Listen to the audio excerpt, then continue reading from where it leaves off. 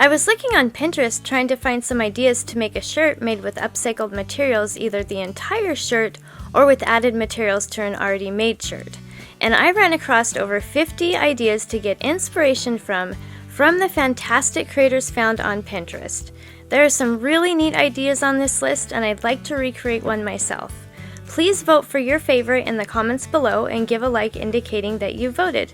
Once I get 100 votes, I'll recreate one of the winning ideas.